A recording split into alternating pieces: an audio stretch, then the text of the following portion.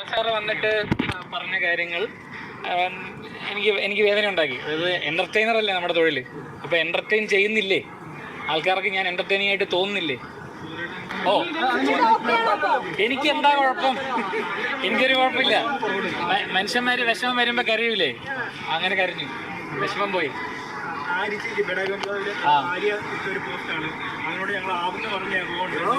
അല്ല, അത് വേറെ കോൺടെസ്റ്റിൽ പറഞ്ഞാണ്.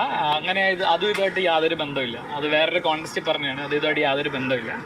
ശരിക്കും ബിഗ് ബോസിൽ സിബിചേട്ടൻ വന്നതിന് ശേഷമാണ് കളി മാറിയെന്ന് പ്രേക്ഷകർ ഇപ്പോഴും പറയുന്നുണ്ട്. അപ്പൊ ഈ കളി മാറിയ സമയത്ത് ഈ പുറത്തേക്ക് പോകുന്നത്, ഞാൻ പറയട്ടെ, ഞാൻ പുറത്തേക്ക് പോകുക എന്നുള്ളത് എൻ്റെ തീരുമാനമല്ല. പക്ഷേ ഞാൻ ഇപ്പോഴേ പറയാം, പുറത്തേക്ക് പോകുക എന്നുള്ളത് എൻ്റെ തീരുമാനമല്ല.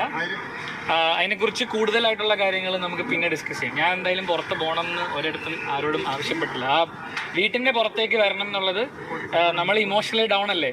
നമ്മൾ ഇമോഷണലി ഡൗൺ ആയിരിക്കുമ്പോൾ നമ്മുടെ ഇമോഷൻസ് കൺട്രോൾ ചെയ്യുക. അതിന് വേണ്ടിയിട്ടൊരു റീഫ്രഷ് മോഡ് എനിക്ക് ആവശ്യമായിരുന്നു. അത്രേ ഉള്ളൂ. അല്ലാണ്ട് ചേട്ടൻ്റെ സ്വന്തം ഇഷ്ടപ്രകാരം വന്നതല്ല. ഇല്ല, ഞാൻ ക്വിറ്റ് ചെയ്തതല്ല ഷോ. കിട്ടിയതല്ല. അല്ല. നമുക്ക് ഇനി സംസാരിക്കും. കുറച്ചുകൂടെ ലേറ്റസ്റ്റ് സ്റ്റേജിൽ സംസാരിക്കുന്നതല്ലേ നല്ലത്. കുറച്ചുകൂടെ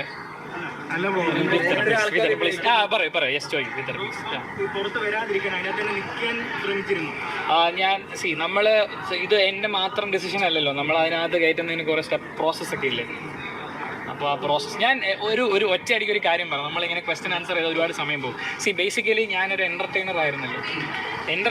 എൻ്റർടൈൻ ചെയ്യുക എന്നുള്ളതാണ് എൻ്റെ ഒരു ധർമ്മം.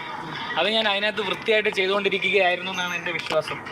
പക്ഷേ ലാൽ സാറ് വന്നിട്ട് പറഞ്ഞ കാര്യങ്ങൾ എനിക്ക് വേദന ഉണ്ടാക്കി. അതായത് എൻ്റർടൈനർ അല്ലേ നമ്മുടെ തൊഴിൽ. അപ്പോൾ എൻ്റർടൈൻ ചെയ്യുന്നില്ലേ ആൾക്കാർക്ക്? ഞാൻ എൻ്റർടൈനിങ് ആയിട്ട് തോന്നുന്നില്ലേ? എൻ്റെ എൻ്റർടൈനിങ് കയ്യിൽ നിന്ന് പോയോ? അപ്പോൾ അങ്ങനെ തോന്നിയപ്പോൾ ഒരു എൻ്റർടൈനർ അല്ലെങ്കിൽ പിന്നെ എന്തിന് ഞാൻ അതിനകത്ത് നിൽക്കണം എന്നുള്ള ആ മൊമെൻറ്റിൽ എനിക്ക് തോന്നി, ആ ഒരു നിമിഷം. അപ്പോൾ ആ തോന്നലൊന്ന് പിന്നെ നമുക്ക് ഒരടിയല്ലല്ലോ, മെഷീൻ ഗണ്ണായിരുന്നില്ലേ? അല്ല, ഈ ജാസ്മിൻ ഗബ്രി വിഷയത്തിൽ ഇടപെട്ടപ്പോഴാണോ ശരിക്കും ഇങ്ങനെ ഒരു പ്രശ്നം പറ്റിയത്? അങ്ങനെയൊന്നുമില്ല.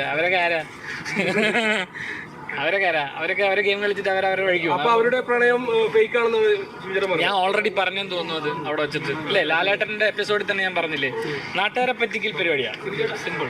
ബിഗ് ബോസിന്റെ മൈൻഡ് ഗെയിമിൽ ഒരു മിനിറ്റ് ഞാൻ പറഞ്ഞുതരാം. അതിനുള്ള ആൻസർ കൃത്യമായി ഞാൻ പറഞ്ഞുതരാം. അതായത് ആ വീട്ടിൽ എനിക്കൊരു ഗെയിം, ബാക്കി 18 പേർക്ക് ഒരു ഗെയിം.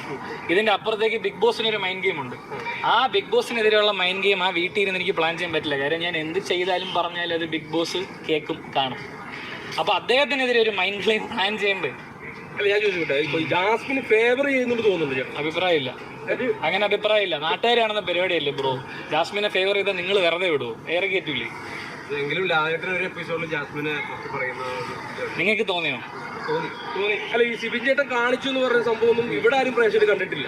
അതെന്തുകൊണ്ടാണ് കാണിക്കാത്തതെന്ന് പറയാൻ പറ്റും? അത് BCCI റൂൾ ഉണ്ടെന്ന് ഞാൻ കാണിച്ചിട്ടാ. ഞാൻ അതിനകത്ത് ചെയ്തതിൻ്റെ മൊത്തം റെസ്പോൺസിബിലിറ്റി ഞാൻ എടുത്തു. എനിക്ക് എന്താ പറയുക, ഊളയെന്നോ അങ്ങനത്തെ ഭാഷകളൊന്നും ഉപയോഗിക്കാറുകൂടാ. എൻ്റെ ഏറ്റവും മാന്യമായ രീതിയിൽ ആ ഫ്രസ്ട്രേഷൻ ഞാൻ പുറത്തേക്ക് വിട്ടത് ആംഗ്യത്തിലൂടെയാണ്. അത് ഞാൻ പൂർണ്ണ ഉത്തരവാദിത്തം ഞാൻ ഏറ്റെടുക്കും. ഈ സ്വന്തമായിട്ട് തീരുമാനം എടുത്തില്ലെന്ന് പറയുമ്പോൾ തന്നെ വാക്കൗട്ട് ചെയ്യുന്നത് എങ്ങനെയാണ്? വാക്കൗട്ട് എന്ന് എനിക്കറിയില്ല. അതങ്ങനെ ആ ഇൻഫർമേഷൻ നിങ്ങൾക്ക് എവിടെ നിന്ന് കിട്ടിയെന്ന്.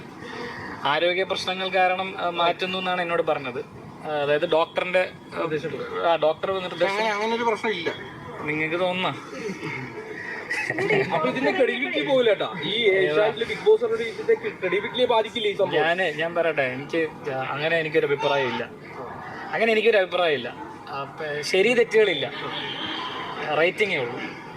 അല്ല, ബേസിക്കലി സത്യം പറഞ്ഞ എന്താണ്, ഇപ്പൊ ആരോഗ്യ പ്രശ്നം ഇല്ല എന്ന് പറയുകയും നമ്മുടെ ഫാമിലിനെയൊക്കെ കണ്ടിട്ട് കുറച്ച് ദിവസം ഞാനൊന്ന് അങ്ങോട്ട് പോകുന്നതിനെ കുറിച്ച് എന്താണ് നിങ്ങളുടെ അഭിപ്രായം? നമുക്ക് ഇരുന്ന് എന്താ ഇപ്പം വാക്കൗട്ട് ചെയ്തു ഇല്ലെങ്കിൽ ആരോഗ്യ പ്രശ്നമാണെന്ന് പറയുന്ന അർത്ഥത്തില് ഞാൻ കരയുന്നത് നിങ്ങൾ എല്ലാവരും കണ്ടതല്ലേ. ഞാൻ വിഷമം വന്ന മനുഷ്യർ കരയും. അപ്പൊ നമ്മൾ കരഞ്ഞു കഴിയുമ്പോൾ നമുക്ക് എന്താ വേണ്ടത്? നമുക്കൊരു റീസെറ്റ് എന്നുള്ളൊരു ആവശ്യമുണ്ട്. ആ റീസെറ്റ് അവിടെ നിന്നിട്ട് ചെയ്യാൻ പറ്റില്ല എന്ന് എനിക്ക് മനസ്സിലായി.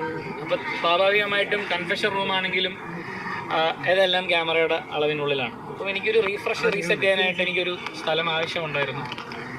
ഞാൻ ഗെയിമർ എന്ന് നിങ്ങൾ സമ്മതിക്കുന്നുണ്ടോ? ഉണ്ടോ? ചേട്ടാ അതെ അതായത് ഈ ഗെയിം ചേട്ടൻ നന്നായിട്ട് കളിക്കുന്നുണ്ടായിരുന്നു. അപ്പൊ ചേട്ടൻ വാക്കൗട്ട് ചെയ്തതല്ല. അപ്പൊ ഇപ്പൊ ഒരു പ്രത്യേക ഒരു കണ്ടസ്റ്റിനെ അവർ വിന്നർ ആക്കാൻ ശ്രമിക്കുന്നുണ്ടെന്ന് ചേട്ടന് തോന്നുന്നുണ്ടോ? അഭിപ്രായമില്ല.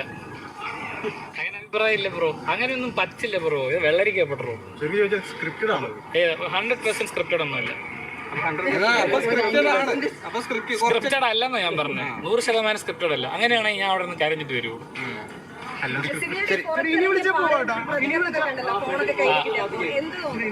I am very much overwhelmed. എന്നെ നിങ്ങൾ ഭയങ്കരമായിട്ട് സ്വീകരിച്ചത് എനിക്ക് ഒത്തിരി ഒത്തിരി നന്ദിയുണ്ട്. എന്താ പറയാ, സ്നേഹം മാത്രം എല്ലാവരുടെ അടുത്തും. വിളിക്കട്ടോ.